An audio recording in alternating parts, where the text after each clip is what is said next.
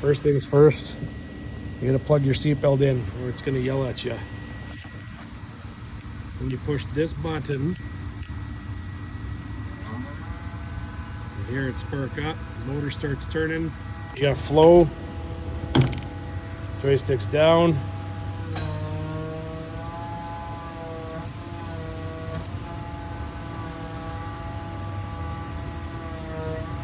Hydraulics are live.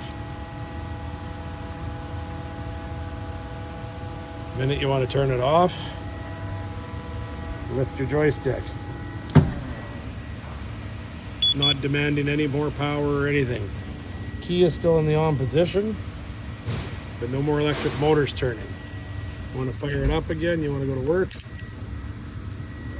push your button, arm goes down, back to work. Dig your hole for 2, 3, 4 minutes, whatever you want to do here. So electric motor's still spinning the pump. The minute I pop that guy up, it's off. You want to power your screen off, whole thing goes to sleep.